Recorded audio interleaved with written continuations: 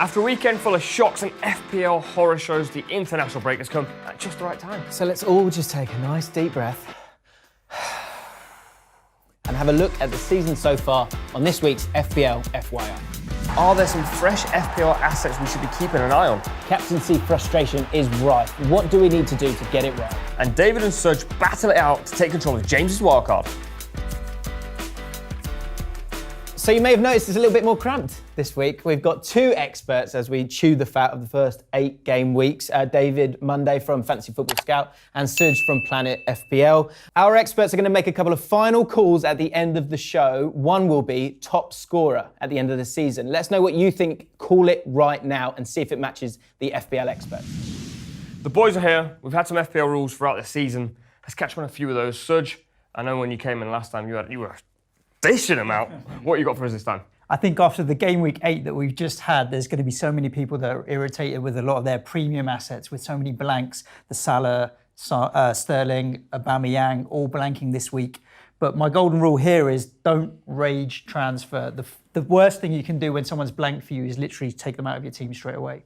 Yeah, a lot of anger out there in FPL this week. It's been a really kind of strange season. Any other FPL rules that you've noticed over the last few weeks, David? Well, in some ways it's been a strange season, but in other ways it's proved a lot of general rules right, in my opinion. At the start of the season, everybody was going big on the premium defenders, double Liverpool, getting Luca Digne in, looking at all these defenders, 4 or 5 in some cases, over 6 million. And this season has just proved yet again that it just doesn't work. Big at the back is a complete myth. If you have all of these premium defenders not keeping clean sheets. I can't even. If they Partly don't, why I wanted the two of you here, because you don't agree with that at all, do you? if they don't keep clean sheets, what's the point in having them? That's the way I see it. And Liverpool have only conceded 8 goals with Adrian in goal, with Alisson only around the corner. They say he's back for game week 9. You're going to think that these clean sheets are going to start coming, David? I don't know. I think so the thing is, It's going to be a tasty episode, I love it. At the end of last season, there was a regression with the way they were keeping clean sheets. They kept less clean sheets than Man City and Everton in the second half of last season, even with Alisson in goal. And Alisson, as much as Adrian potentially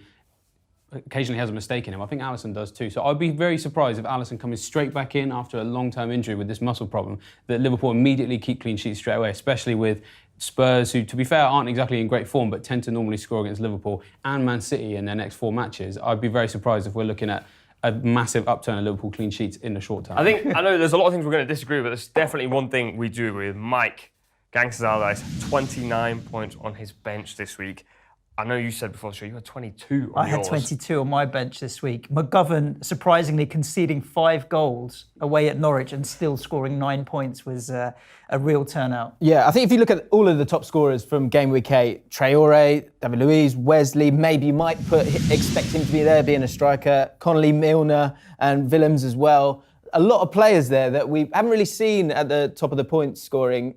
David, any of those guys, because we're going to have a look at some sort of fresh assets now, any of those guys that you think you should keep an eye on this year? Well, I mean, to be honest, not many of them. I think the way the season's gone, all of the wrong players are getting the points, and it's so frustrating because a lot of these players, I'd be surprised if we saw them hitting these heights again. Traore, maybe, he's got a lot of potential and will possibly have some good results to come, I think, based on the way they've played in some fixtures. But David Luiz, is he going to keep a clean sheet every week? Probably not. Wesley, he's had 10 shots on target this season. Half of those came in the Norwich game because Norwich's defence is so bad. So, you know, a lot of these players, I'd be shocked if they were to do this again. I do think Aaron Connolly may get a few more minutes now for Brighton, but then you do have to kind of consider, what do you want from your 4.5 million rated forward? A lot of people had Mason Greenwood in there at the start of the season. I think Connolly's a better option now than Mason Greenwood, albeit that he's a little bit cheaper. But with the injury to Trossard, and then Lacadia's gone and Done's gone, and he's started to get 15, 20, 25 minutes in matches. If you want a bench filler who's 4.5 million as a forward, Aaron Connolly isn't a bad option. I'm a little bit intrigued by this goalkeeper, McGovern, just simply because, I know you guys are looking like I'm a madman. You say. But what you have to remember in FPL is it's slightly different to football. Yeah, okay, fine.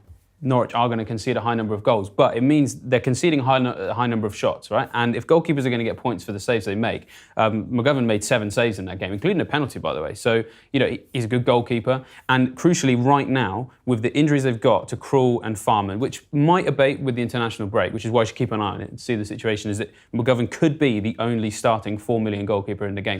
Saka up front. I was at the Emirates on Sunday, and that's 3 games he started now. Yep. Obviously, he is young, and there's probably going to be a bit of rotation there. But at 4.5 million, I think he's one to keep an eye out because Pepe's not had the best of starts. Emery has always been quite bold in terms of the changes that he's willing to make. So I think he could be a good shout for another Arsenal pick who's, again, so cheap. I think he's very, very exciting because Arsenal have that option at the moment with Lacazette injured, Pepe not quite firing. Pepe's been subbed in a lot of his recent games, so I get a feeling Saka will play. The man for me, the new man in town, watched the interview, nearly cried my eyes out. Matty Longstaff, man. I just watched that game and I just thought, right now, if you want to save some cash, he might be a good shout for you. Newcastle are struggling. Whack him in there. He obviously scored that goal. He played some very crucial passes as well. And he's box to box. I love him. But I think maybe that emotion thing that I get for players, I'm having it all over again. I've got a feeling Matty's the new guy. Is he the new Danny Ings? Is that what he is? I don't know what he is. He's a different kind. Would you be concerned about having a Newcastle player full stop though with the struggles that they've had this season? I mean, with any 4.5 million midfielder that you have, because there's a lot of points coming from midfield. So if you're picking a 4.5 million midfielder, I would actually go away from that and I'd just go with Dendoncker, who plays week in, week out. The thing with Saka is that he's going to play some weeks and not others. And Longstaff's new into the team. These guys are bench players, right? And when you want bench players, you want reliability. You don't want 1 point off the bench. You'd rather have 2. So I like them. I like them from a footballing point of view. I like seeing young talent coming through. But FPL, just for me, I would just, with bench players, keep it safe and probably not go there. Time for a bit of stick or twist. We asked you guys on Twitter for the things that you're kind of struggling with this season. And I get a feeling everyone's sort of struggling. Dave? Yeah, I love that everyone agrees. It's a universal yeah, me too. We know you're struggling. That's why you're at the end of the table. Dave, first one, Todd Cantwell. Yeah, it's a tough one because he's such a nice price that you feel like you don't need to worry about him being there. You can bench him if you like.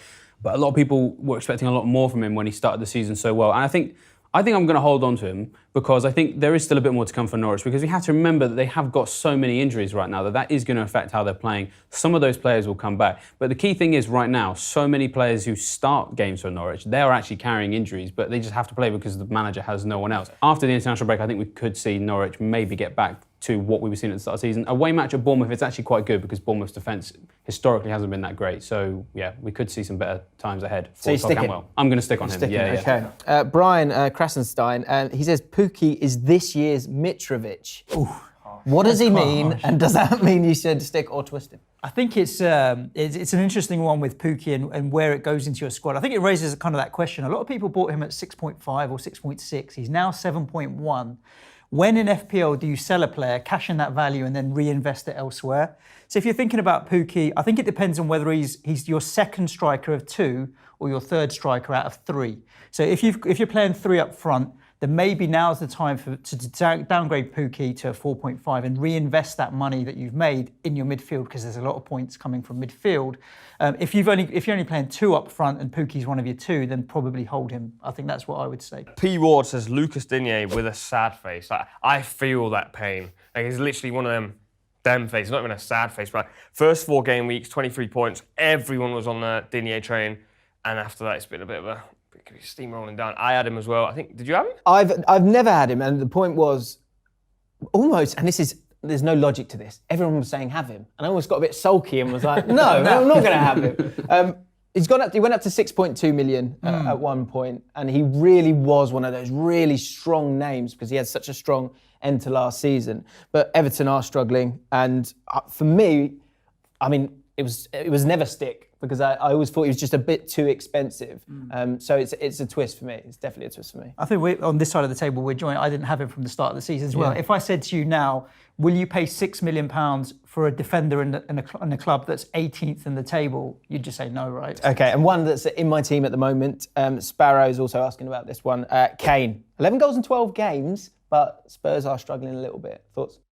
Whatever I say won't change your mind because you're definitely sticking. 11 goals in 12 games, as bad as Spurs have been, he continues to score. But you have to look at that and think, well, he's got the potential to get more goals than that. And if Spurs were playing better, maybe cash him in later on. Maybe get him in later on because his value's not going to go up because I don't think his form's incredibly great. I just feel like this side of the table is twisting, actually. So yeah, I'm a twist on Kane, 100%, yeah. You know, we talk a lot about out-of-position players. Harry Kane's playing as a midfielder now, isn't he? Is he? He's had a price drop, which is a bit disappointing, but I'd twist on Harry Kane. I'd say twist as well. What? Stick around! Changes are coming on FPL FYI.